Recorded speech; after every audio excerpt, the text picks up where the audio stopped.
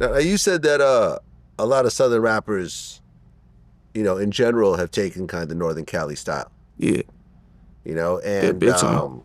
we talked about. I interviewed him from Shoreline Mafia, OGZ. Yeah. And he's actually referenced that before, said that, that I was influenced by a lot of Northern Cali rappers.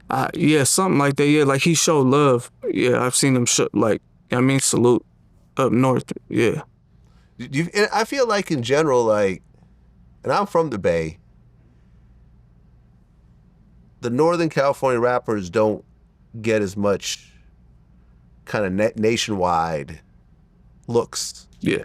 as Southern California rappers. Yeah. I feel like right now is like our biggest time as a whole. Yeah, but you're right though. Yeah, but I mean, I don't know if you could say that because in the past you've had MC Hammer.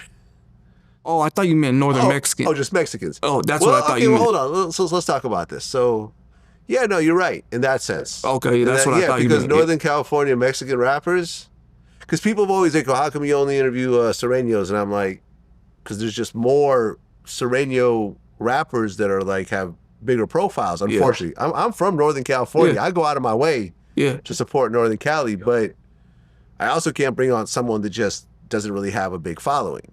I'm saying that doesn't do any of us any good. But you're right. Like who would you think was the biggest Northern California Mexican rappers? Woody. So it's always been Woody. To me, in my eyes, it's always Woody. Yeah. I don't think nobody could really top that. You know what I mean?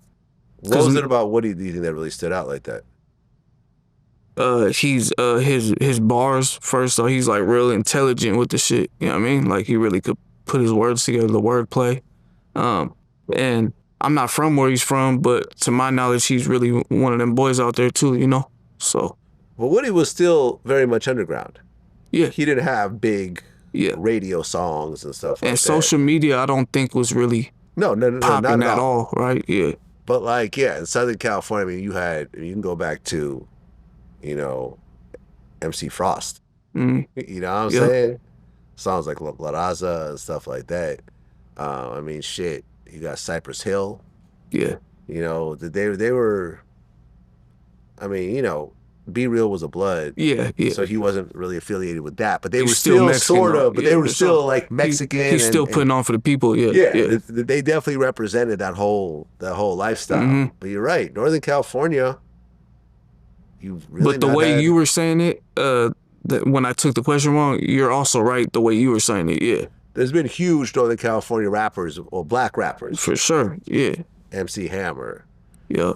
E40. Mac Dre, Too Short. Filthy Rich. Yeah. Yeah.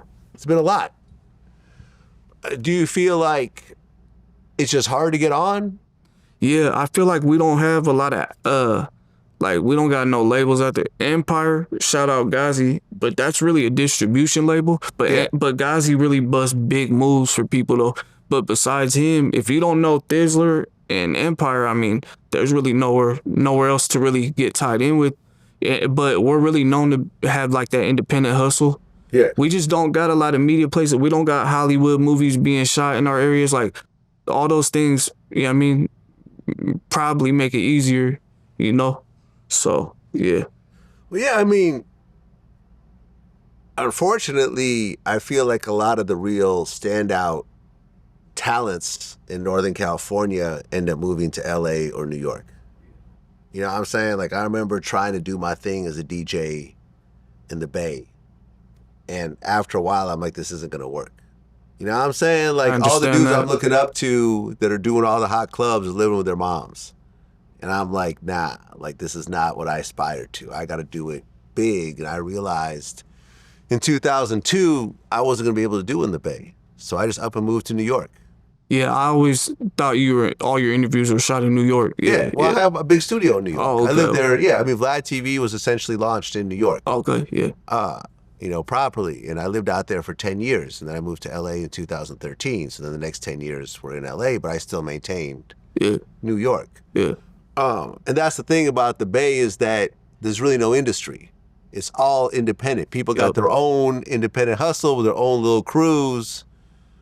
But You're right. Thizzler is probably the biggest hip hop media outlet in the Bay, and it's not as big as some of these other, Yeah. you know, big media outlets. And then on top of that, all the politics also make it to where not everybody just comes together. You know what I mean? So it's that too makes it even harder. Yeah.